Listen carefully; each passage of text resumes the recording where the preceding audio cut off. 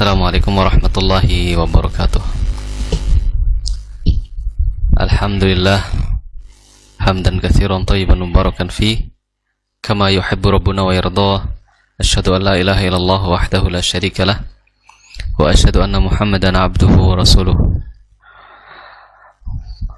Qala Allah Ta'ala fil Qur'anil Karim, ya ayyuhalladzina amanu taqullaha haqqa tuqatih wa la tamutunna illa wa antum muslimun. Amma ba'd.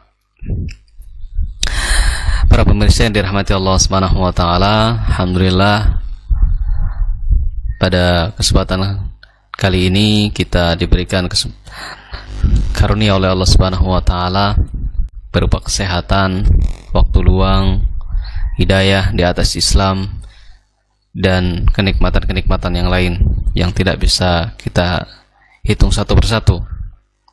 Karena Allah Subhanahu wa taala berfirman, wa in ta'uddu ni'matallah, seandainya kita menghitung nikmat-nikmat Allah, la tuhsuha, maka kita tidak akan sanggup untuk menghitungnya karena saking banyaknya nikmat yang Allah Subhanahu wa taala berikan pada kita. Dan pada kesempatan ini pula Allah Subhanahu wa taala memberikan waktu luang untuk kita berthalabul ilmi, menuntut ilmu agama, sebagaimana Nabi sallallahu alaihi wasallam bersabda, talibul ilmi fariidatun ala kulli muslim, ya. Bahwasanya menuntut ilmu syar'i, ya, menuntut ilmu syar'i merupakan suatu kewajiban bagi seorang muslim, ya. Dan Nabi sallallahu alaihi wasallam juga bersabda, wa man salaka tariqan yaltamisu fihi ilman sahalallahu lahu bihi tariqan ilal jannah. Barang siapa yang menempuh jalan dalam rangka untuk menuntut ilmu, maka sahalallahu lahu bihi tariqan ilal jannah, maka Allah akan mudahkan jalannya menuju surga. Nah, dari beberapa dalil-dalil baik dari Al-Qur'an maupun dari hadis Nabi sallallahu alaihi wasallam yang banyak membicarakan keutamaan menuntut ilmu, ya, itu saking banyaknya di dalam Al-Quran, maka ini menunjukkan bahwa pentingnya sebuah ilmu, bagaimana tidak seorang muslim itu hendaknya memang menuntut ilmu, sebagaimana Allah Subhanahu wa taala juga pertama kali menurunkan Al-Quran, memerintahkan nabinya untuk membaca Iqra, ya. Kalau seandainya kita berbicara tentang urusan dunia, maka tidak akan jauh dari ilmu jika seseorang itu mengharapkan kesuksesan, ya. Kalau kita lihat, ya, para pencari dunia, niscaya mereka akan mengedepankan sebuah ilmu, ya, baik ilmu terapan maupun ilmu teori, untuk mendapatkan sebuah kesuksesan, ya, dalam kehidupan dunianya, ya, baik itu ilmu bisnis, ilmu public speaking, ya, dan ilmu-ilmu yang lain yang seseorang itu mempelajarinya dalam rangka untuk meraih sebuah privilege, cita-citanya. Dan apakah lagi seandainya dia adalah seorang muslim yang memiliki Tuhan Allah Subhanahu wa taala dan memiliki Nabi Muhammad sallallahu alaihi wasallam, dan dia adalah seorang muslim yang memiliki tujuan bukan hanya hidup di dunia tapi hidup di akhirat. Dan tidak mungkin seseorang akan sukses untuk meraih kehidupan akhirat kalau seandainya tidak menuntut ilmu. Maka menuntut ilmu adalah menjadi kunci untuk meraih kesuksesan, baik kesuksesan di dunia maupun kesuksesan di akhirat. baik itu kemuliaan dunia maupun kemuliaan di akhirat, semuanya harus ditopang di atas ilmu, ya. Dan ilmu yang paling mulia di sisi Allah Subhanahu wa taala adalah ilmu agama, ya. Ilmu agama. Di dalam Al-Qur'an maupun di dalam hadis Nabi sallallahu alaihi wasallam menyebutkan keutamaan-keutamaan ilmu, menunjukkan bahwa keutamaan ilmu dalam agama Islam merupakan yang paling prioritas, ya, yang paling terdepan. Makanya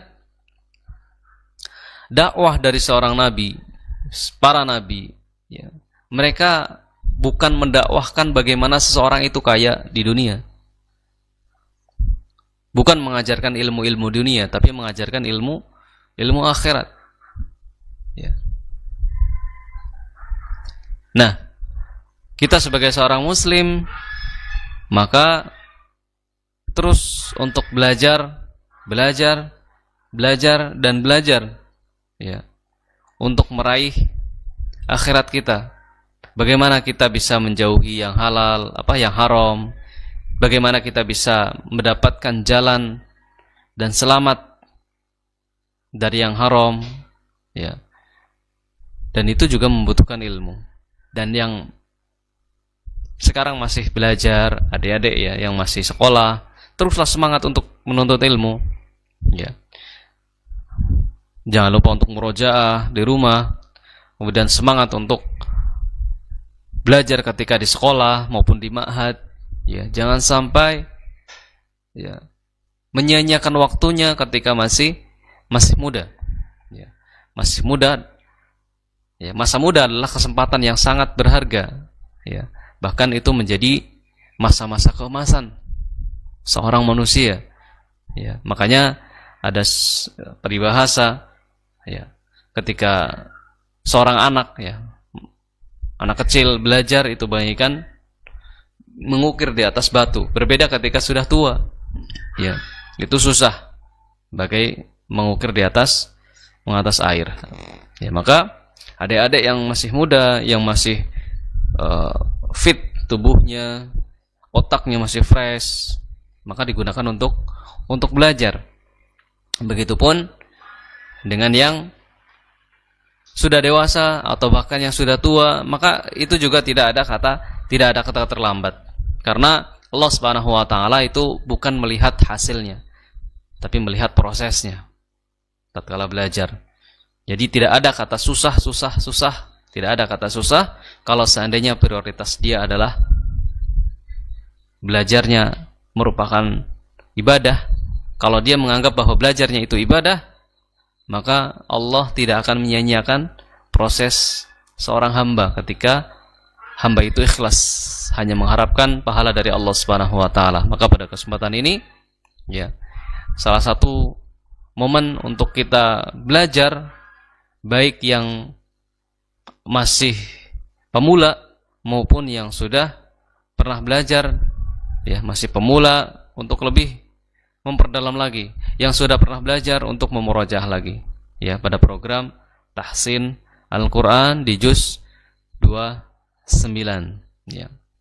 Kemudian salawat serta salam semoga senantiasa tercurah kepada Nabi Muhammad sallallahu alaihi wasallam, kepada keluarga beliau, ya, kepada sahabat-sahabat beliau, dan kepada seluruh kaum muslimin yang senantiasa menyeru dan membela dakwah beliau, ya, membela sunnah beliau, mengajarkan sunnah beliau sampai hari kiamat kelak.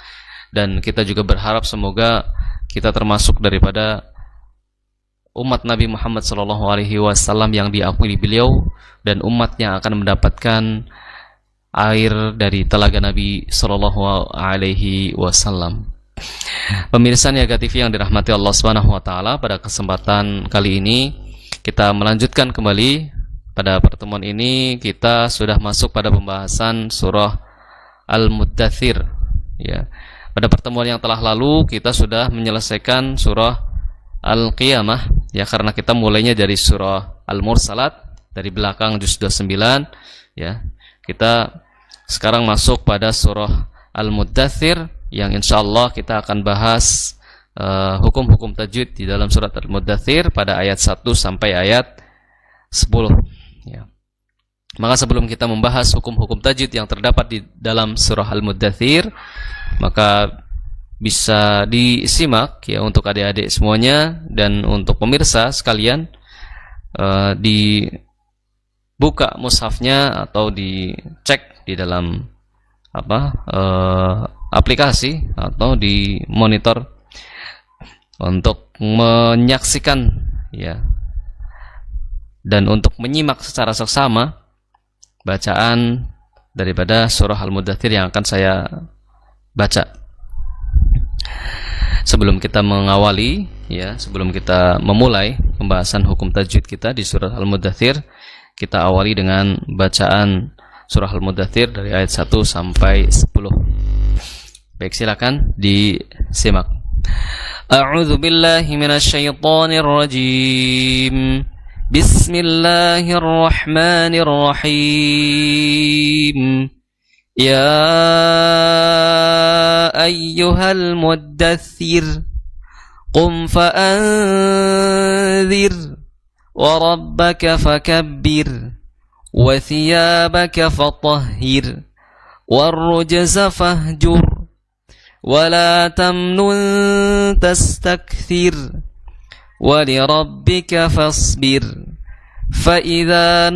فإذا نقر في الناقور فذلك يومئذ يوم عسير على الكافرين غير يسير. Baik, pemirsa Niaga TV yang dirahmati Allah Subhanahu wa taala serta adik-adik semuanya, ya. Kita memulai ya pembahasan kita di ayat yang pertama. Di sini kalau kita melihat dalam mushaf ya, di situ Allah Subhanahu wa taala ya mengawali surah Al-Muddathir ya dengan ayat pertama itu ya ayyuhalladzina ya ayyuhal muddathir ya. Ya ayyuhal muddathir. Di situ ya. Kemudian di situ ada huruf alif ya. Huruf alif bertemu dengan hamzah. Maka ketika huruf alif ya, huruf alif termasuk daripada huruf mad ya. Huruf mad itu ada 3, ada alif, ada waw sukun dan ada ya yang sukun. Ketika bertemu hamzah setelahnya maka dihukumi sebagai hukum mad far'i. Ya, apa itu mad far'i? Ya. Mad selain mad tabi'i. Ya. Kalau mad tabi'i itu adalah huruf mad yang tidak bertemu 3 tanda ini. Hamzah, huruf sukun, dan tasydid. Nah, itu mad tabi'i atau mad asli. Adapun ketika ada huruf mad yang 3 tadi, ada alif, waw, dan ya, bertemu 3 tanda tadi yang saya sebutkan, ada hamzah, huruf hamzah, ada huruf sukun dan tasydid, maka di situ dihukumi hukum mad far'i. Dan mad far'i dibagi menjadi bermacam-macam. Yang pertama, huruf mad bertemu hamzah. Ya, pada ayat tersebut ya. Huruf mad bertemu hamzah. Maka dihukumi sebagai mad. Kalau ada mad bertemu hamzah, kalau enggak mad wajib ya mad jaiz. Kalau mad wajib adalah mad yang ya terjadi hukum mad ya bertemu hamzah pada satu kata ya, pada satu kata. Adapun kalau seandainya hukum mad tersebut ada huruf mad bertemu hamzah pada 2 kata, maka dihukumnya sebagai mad jaiz ya. Nah, pada surah Al-Muddathir di situ ada ya ayyuha ya. Ya itu satu kata, wahai.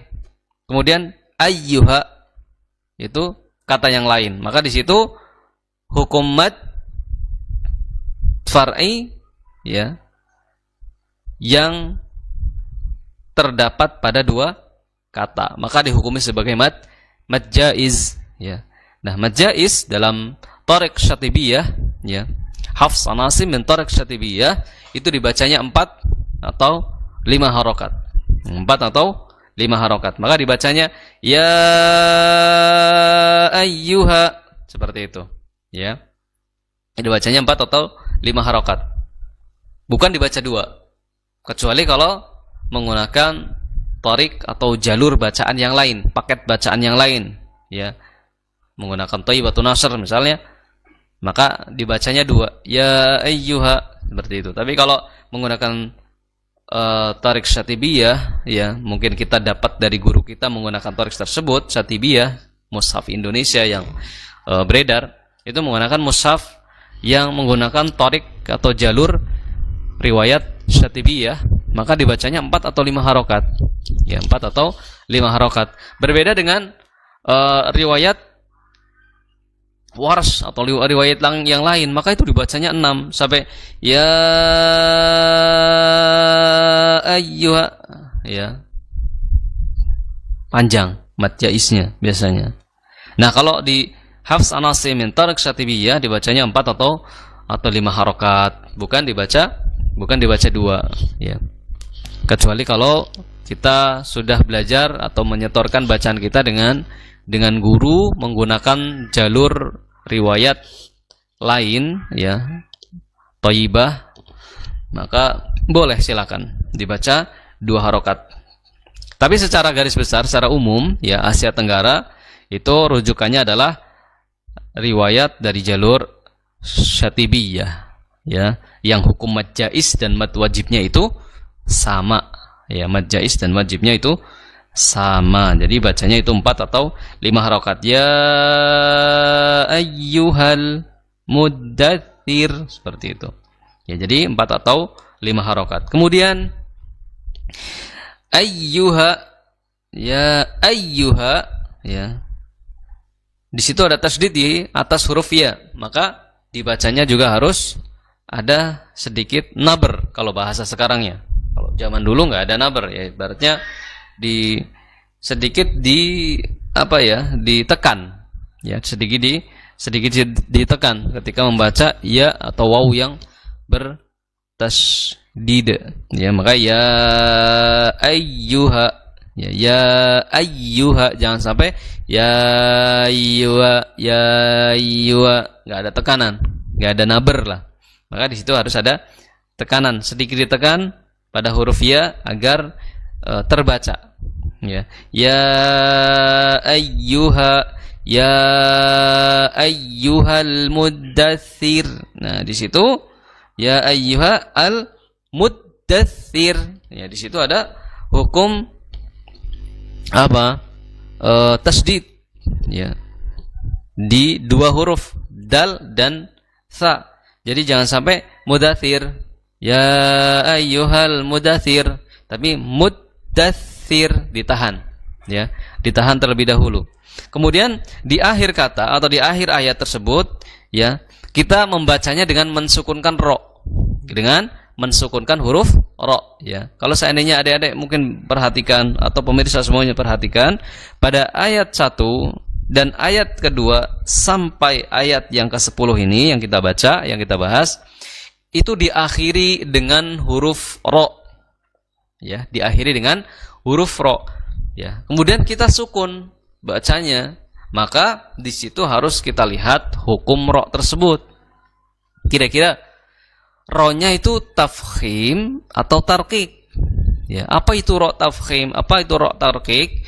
Ro tafkhim adalah ro yang bacanya itu tebal, ya, bacanya tebal. Kalau ro tarqiq itu ro-nya tipis, ya, ro-nya tipis. Jadi yang benar ya ayyuhal muddatsir atau ya ayyuhal muddatsir. Nah, itu yang saya baca tadi pertama itu tafkhim atau ro tebal. Kemudian yang kedua ro tipis. Nah, pada kesempatan ini, ya, pada kasus tersebut di surat Al-Muddatsir ini yang ayat pertama, kita harus mengetahui hukum-hukum ro, ya, hukum-hukum ro. Kapan ro itu kita baca tebal? Kapan ro itu dibaca tipis? Itu ada kaidah-kaidahnya. Nah, kaidah simpelnya, kaidah mudahnya bahwa ketika kita menemukan huruf ro yang sukun, kemudian huruf sebelumnya kasroh, maka dibaca tipis. Seperti muddatsir, sir, seperti itu. Bukan muddathir, thir, bukan seperti itu. Ya, pokoknya sekali lagi saya ulang, ketika kita mensukunkan ro, kemudian belakangnya huruf ro tersebut berharokat kasroh, maka ro-nya dibaca tipis. Ya, dibaca tipis. Berbeda ketika nanti huruf yang di belakang ro itu berharokat fathah atau dhammah, maka ro yang sukun tersebut kita baca dengan bacaan yang tebal. Ya, dibaca yang tebal. Contoh di ayat yang di luar dari ayat yang 10 ya. Saurhik ya, saurhikuhu sa'uda, mana ya? Contoh lain lah yang sering kita gunakan aja. Allahu akbar, bar ya. Ba ya. Berharokat, huruf ba-nya berharokat fathah, kemudian ro-nya yang sukun itu dibaca tebal atau tipis. Maka sesuai kaidah yang tadi saya sebutkan, dibacanya adalah tebal. Jadi bukan Allahu akbar, Allahu akbar, bukan, tapi Allahu akbar, seperti itu. Nah, di dalam surat Al-Muddathir tersebut ya, bacaan atau hukum ro-nya adalah dengan ro tarqiq, ro tipis. Nah, ini juga harus kita perhatikan ya, adik-adik yang sering setor ya, atau yang sekarang semangat menghafal Quran, diperhatikan. Coba di surat Al-Muddathirnya yang mungkin sudah selesai hafalan di surat Muddathir, dicek kembali ya. Kira-kira bacanya ya ayyuhal muddathir apa ya ayyuhal muddathir ya. Ya ayyuhal muddathir ya. Kalau ro-nya berharokat huruf sebelum ro berharokat kasroh, maka ro-nya itu tipis ya. Ro-nya itu tipis. Jadi ya ayyuhal muddathir, seperti itu. Kemudian itu ayat pertama. Kita lanjut di ayat yang kedua. Qum fa'anzir ya. Qum fa'anzir. Nah, di sini juga ada yang perlu kita perhatikan sebelum ya kita bahas nanti ikhfa. Maka di sini ada kata qum. Ya, di situ ada mim yang berharokat sukun atau tidak memiliki harokat ya. Ada hukum mim sukun. Ya, kalau kita melihat dari sifat-sifat yang dimiliki oleh huruf mim, ya, maka kita akan melihat di sana ada sifat gunnah, ya, dari huruf mim. Maka ketika kita baca kum, maka harus ditunaikan gunahnya. Kum fa, jangan sampai kum fa, ya, kum fa. Jadi kum fa seperti itu. Ditunaikan sifat gunnahnya dari dari huruf mim. Jadi kum fa seperti itu. Dipertemukan terlebih dahulu ya, mimnya. Apanya yang dipertemukan? Makhrajnya. Ya, makhraj daripada daripada huruf mim, yaitu lidah, bukan lidah, bibir ya, kedua bibir bawah dan bibir atas itu dipertemukan terlebih dahulu untuk menghasilkan mim yang sempurna ya, disertai dengan gunnah. Kum fa'anzir ya, jangan terburu-buru untuk mengucapkan huruf setelahnya sebelum mimnya itu sempurna dalam melafadzkan, dalam mengucapkan. Fa'anzir ya, fa'anzir, di situ ada nun sukun bertemu dzal ya, nun sukun bertemu dzal, maka dihukumi sebagai hukum ikhfa ya. Namun di sini ikhfanya ikhfa tipis karena dzal itu bukan huruf isti'la. Apa itu isti'la? Huruf yang tidak menaikkan pangkal lidah ketika melafadzkan ya. Hukum bukan hukumnya ikhfanya ikhfa tarqiq. Apalagi ikhfa tarqiq ya, tadi seperti ro tafkhim, ro tarqiq. Ikhfa juga ada ro tafkhim dan ikhfa tarqiq. Jadi ada ikhfa tebal, ada ikhfa tipis. Ada ro tebal, ada ro tipis juga. Seperti itu ya. Dan ini juga harus diperhatikan. Seringkali kita membahas terkait hukum ikhfa.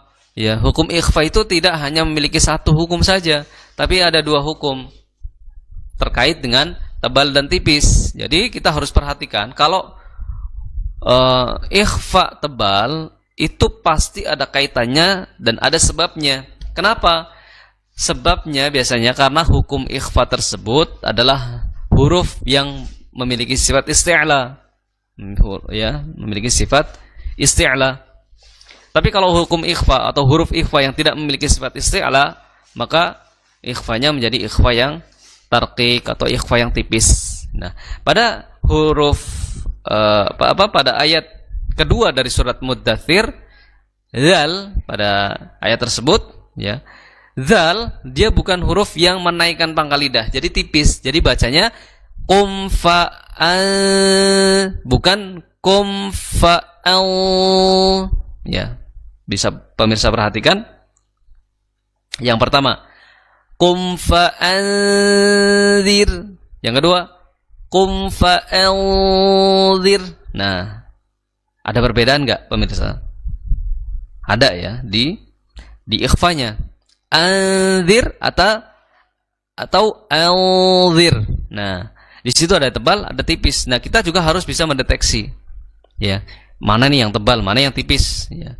Nah, pada ayat kedua di surah Al-Muddathir adalah yang benar dengan bacaan yang pertama, tipis, fa'anzir, bukan fa'alzir ya, tapi fa'anzir. Nah, ini juga perlu diperhatikan karena mengurangi kefasihan ya. Fasahatul lisannya itu kurang sempurna, jadi tidak fasih ya. Jadi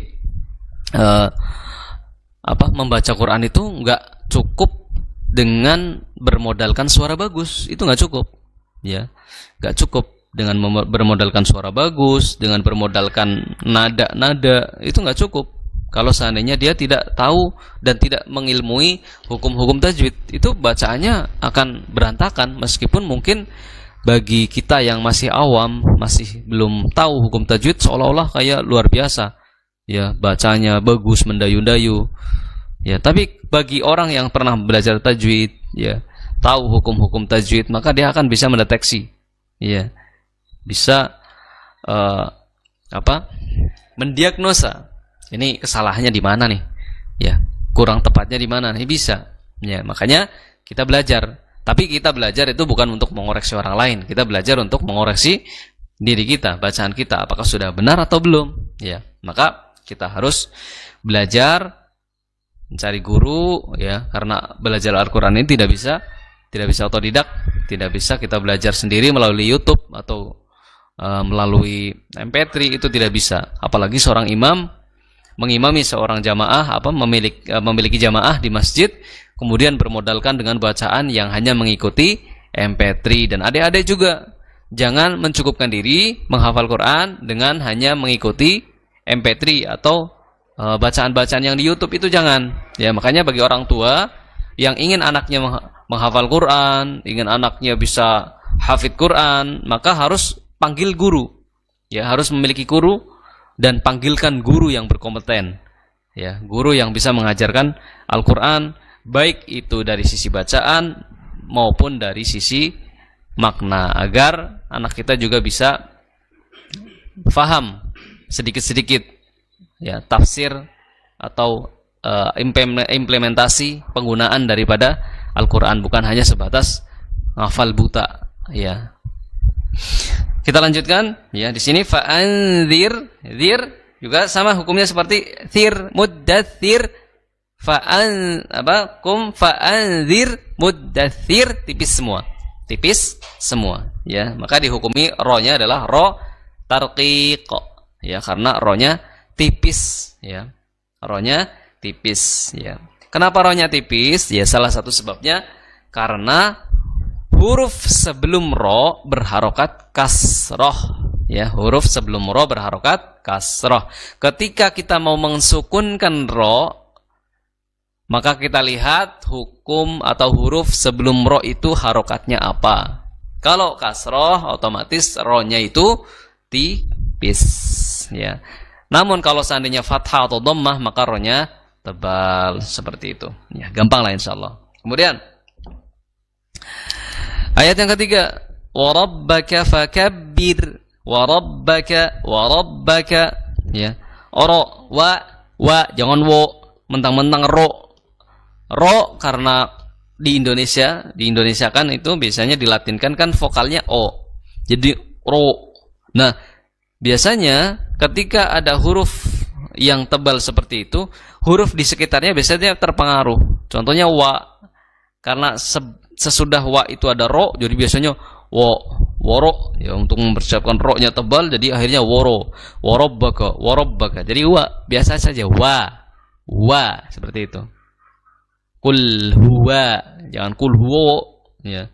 Ini juga sering terjadi bacaan kul huwallah, bukan kul huwallah, tapi kul huwallah yang benar, bukan kul huwallah.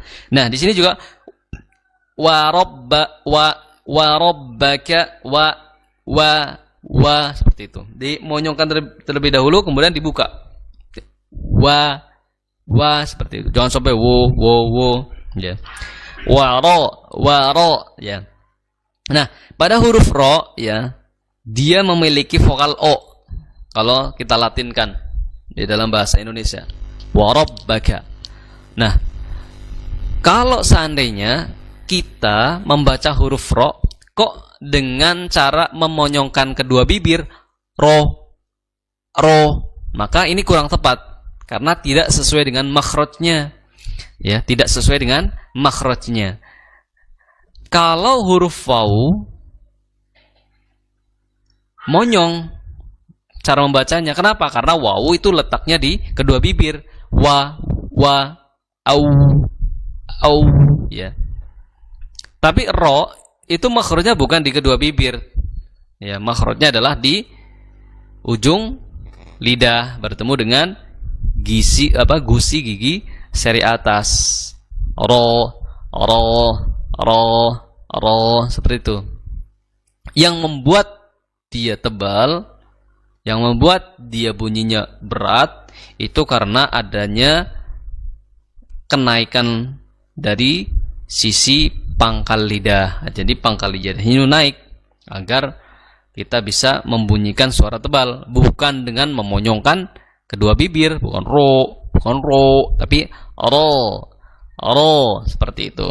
Jadi wa rabbaka fakabbir, ya. Dan di sini juga fakabbir, kabbir tipis, ya, sebagaimana hukum di ayat sebelumnya, ya. Kalau ro sukun, huruf sebelumnya itu kasrah, maka ro-nya jadi tarqiq atau tipis. Kemudian wa thiyabaka fatahhir, wa thiyabaka. Nah, ini rawan dibaca dengan huruf sin, ya. Huruf sa yang titik 3 itu makhrajnya kan di ujung lidah bertemu dengan ujung gigi seri atas, ya, bukan di ujung lidah bertemu dengan gigi seri bawah, bukan. Jadi harus bisa membedakan antara sa dengan sa. Kalau sa itu tadi ujung lidah bertemu dengan ujung gigi seri atas. Tapi kalau sin itu ujung lidah bertemu dengan gigi seri bawah, berbeda jadi bunyinya. Ya, kalau kalau sin, ya, sa, ya, sin itu terdapat suara desisan suara. Kalau sin sa, ya, sa itu tidak ada suara desisan suara, ya, desisan yang terdengar seperti itu tidak ada, ya, huruf sa. Jadi hadis, nah, itu harus juga, ya, kelihatan dari kefasihan berbicaranya, ya, di dalam hadis atau di dalam hadis, ya. Biasanya orang Indonesia gampang, ya, di dalam hadis, ya, padahal itu sin bukan sa. Yang benar adalah sa. Wa thiyabaka.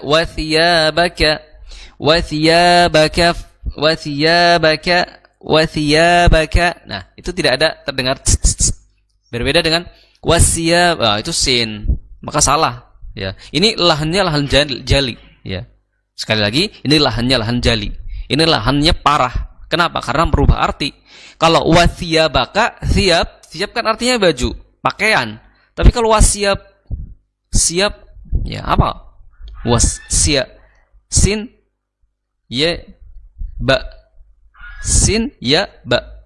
Nanti bisa rubah artinya, ya. Jadi harus berhati-hati ketika membaca, apalagi ya mungkin adik-adik yang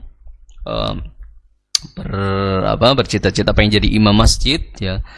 Maka ini diperhatikan, jangan sampai bacanya itu merubah daripada arti dengan cara salah makhrajnya, ya. Jangan sampai salah makhrajnya. Ya. Wa thiyabaka fatahhir, ya. Di situ ada tasdid di huruf ha. Jadi fatahhir, jangan sampai fatahhir. Nah, itu fatahhir malah jadi tonya panjang. Jadi harus agak ditekan pada huruf ha. Ya, huruf ha, tapi jangan berlebihan juga dengan fatahhir gitu, enggak. Karena kita melihat karakter daripada huruf ha itu lemah. Jadi nekan-nekannya kita pada huruf H itu tetap kita memiliki kadar, ya, memiliki kadar. Gimana kadarnya? Nah, ini pentingnya untuk bertalaki kepada guru, menyetorkan gimana sih caranya biar dites, biar disimak seperti itu. Sudah tepat atau belum cara melafadzkannya, seperti itu. Jadi ya, sering kali saya katakan belajar Quran harus dengan seorang guru agar bacaan kita itu disimak. Ya, pemirsa Niaga TV dan adik-adik semuanya, agar bacaan kita disimak oleh guru kita. Ya, jadi jangan sampai kita merasa benar bacaan kita, sudah bisa bacaan kita, tapi subjektif gitu loh. Subjektif, ya. Hanya penilaian diri kita. Kadang ada sebagian orang yang seperti itu juga. Bacaan saya mirip seperti Syekh Misyar Rashid. Ya, bacaan saya seperti Imam Sudes. Lah, itu menurut siapa? Ya kan? Menurut Anda, menurut kamu, ya, atau menurut guru, ya, yang memang sudah berkompeten di bidangnya. Maka jangan sampai seperti itu mengatakan bahwa sudah bacanya benar, ya, tapi belum pernah disetorkan kepada seorang guru. Maka harus mencari guru. Terus kemudian di ayat yang kelima, warrujza fahjur, ya. Nah, di sini warrujza, di situ ada tasdid di huruf ra, maka ditahan dulu, ya, sedikit ditahan, kemudian ditekan sedikit, ya. Dan jangan sampai juga menghilangkan daripada sifat takrir, bergetarnya lidah. Ya, jadi huruf ra itu memiliki sifat takrir, yaitu bergetar lidahnya atau bergetar ujung lidahnya. Jangan sampai warruj jadi cadel akhirnya. Ya, kalau bahasa Jawanya cedal gitu, ya. Cadel, nggak bisa mengucapkan ya, nggak bisa mengucapkan Tapi huruf ra juga tidak seperti itu juga, nggak yang getar banget, dia pertengahan, ya. Dia pertengahan karena ra itu karakternya juga bukan karakter yang kuat. Jadi ro-nya itu juga getaran yang sedang. Jadi warru seperti itu. Warrujza, jangan sampai warrujza. Ya, jangan sampai warrujza. Ya, tapi warru ya, diminimalisir, ya. Sifat getarannya huruf ra. Rujza, ya, ruje. Di situ ada qalqalah pada huruf jim. Jangan sampai warrujza fahjur, tapi ruje langsung spontanitas. Jadi mengucapkan huruf-huruf yang memantul itu spontanitas. Rujza, jangan sampai rujza. Nah, itu ditahan, ya, tapi langsung spontan. Rujza, ya. Fahjur, ya. Nah, di sini fahjur, ya, di jim ro, ya. Di situ ada di akhir, ya, di akhir ayat 5, ya. Di situ kita mensukunkan ro, atau di situ ada ro yang sukun di akhir kata. Dan sebelumnya, sebelum ro tersebut ada huruf jim yang berharokat dhammah. maka berbeda hukumnya dengan ayat-ayat sebelumnya. Kalau ayat-ayat sebelumnya itu dihukumi dengan ro yang tipis karena huruf sebelum ro itu berharokat kasrah. Namun di ayat 5 ya huruf ro-nya itu berharokat dhammah. Huruf sebelum ro-nya itu berharokat dhammah, maka dibacanya fahjur, bukan fahjur, tapi fahjur seperti itu. Jadi tebal. Kemudian di ayat yang ke-6 wala tamnun tastakthir ya. Wala tamnun tastakthir. Nah, di situ nun sukun bertemu ta. Ya, di situ hukumnya ikhfa. Nah, ikhfanya tebal atau ikhfa tipis? Maka bacanya yang benar adalah ikhfa tipis. Jadi bacanya wala tamnun, bukan wala tamnu, bukan wala tamnung, bukan tamnung, tapi tamnun tastakthir seperti itu. Tastakthir tamnun ya, tamnun bukan tamnung seperti itu. Jadi tipis wala tamnun tastakthir. Kaf di situ, tak di situ memiliki sifat hams. Jadi jangan sampai dihilangkan sifat hams, mengalirnya nafas yang dimiliki oleh huruf kaf. Jadi bacanya tas tak seperti itu. Wala tamnun tastakthir ya, jangan sampai tastakthir. Nah, hamsnya hilang. Ya, hams yang dimiliki oleh huruf kaf itu hilang. Kemudian ayat yang ke-7 wa li rabbika fasbir ya, wa li rabbika fasbir ya, wa li rabbika di situ rabbika jangan sampai rabbika ya, jangan sampai rabbika bocor lewat hidung ketika tasdid di huruf ba. Nah, jangan sampai bocor, tetap rabbika, jangan rabbika, jangan digunakan.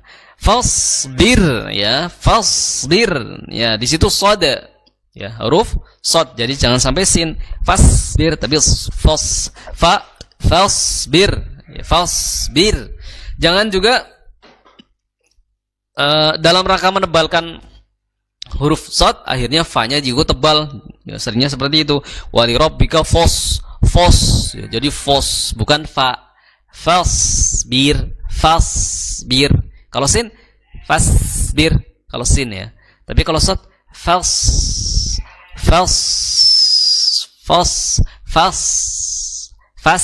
nah, beda. Fas ya.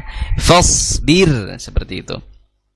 Nah, ini diperhatikan ya, jangan sampai dirubah menjadi sin, jangan ya huruf shadnya berubah jadi sin, dan jangan juga fa-nya itu jadi tebal. Lanjut di ayat 8 fa idza nuqira fin naqur. Nah, kita lihat di situ ya, ada nun yang bertasydid. Maka cara membaca nun yang bertasydid adalah kita menahannya 2 harokat disertai dengan suara hidung ya, suara gunnah. Jadi disempurnakan.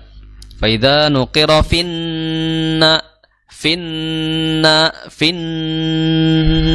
ya, gunnah. Fa idza nuqira fin naqur.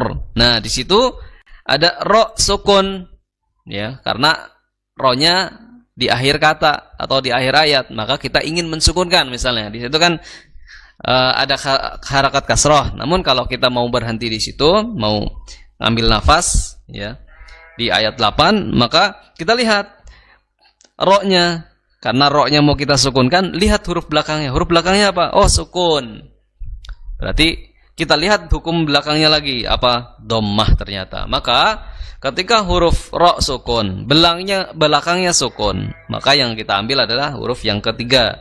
Ya, ro sukun, belakangnya sukun. Nah, yang ketiga ini apa nih? Kalau dhammah berarti hukumnya jadi tebal. Fathah, dhammah tebal. Tapi kalau kasrah maka tipis. Nah, di situ dhammah maka ikut jadi tebal. Finnaqur ya, fa idza nuqira finnaqur, bukan naqur tapi naqur. naqur, tebal. Ya, rohnya tebal. Kemudian di ayat 9, fadzalika yauma idzin yaumun asir. Ya, fadzalika yauma idzin. Di situ ada tas tanwin bertemu dengan huruf ya, maka dihukumi sebagai idgham bi gunnah. Jadi jangan sampai dihilangkan gunnahnya, harus ada gunnah, ya. Harus ada gunnah. Yauma ya, yauma idzin ya, seperti itu. Jangan sampai hilang, jangan sampai malah dirubah jadi huruf mad. Jadi yauma idzi.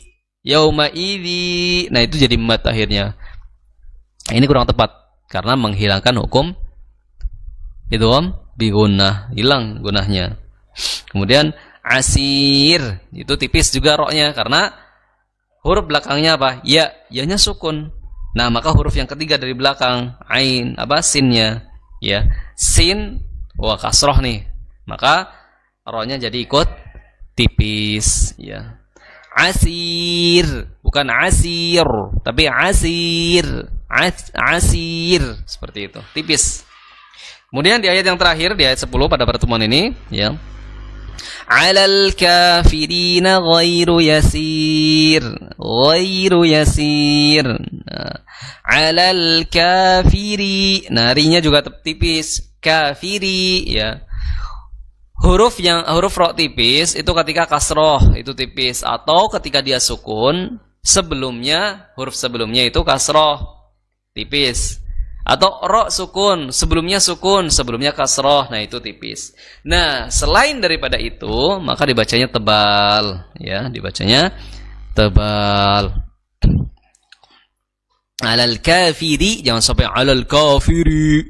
Nah, itu kurang tepat ya, bacanya kurang sempurna. Alal kafirina ghairu yasir. Tebal. Ya, jangan sampai goi, ya. Ghairu yasir. Nah, itu perpindahan daripada ghain ke ro-nya. Di situ ada ya yang sukun, maka dihukumi sebagai ya layyin, ya yang lembut, maka jangan sampai dihentakkan. Ghairu yasir, ya, ghairu yasir, ya. Nah, di sini juga sama, yasir sama asir, sama hukumnya, rohnya tipis, ya.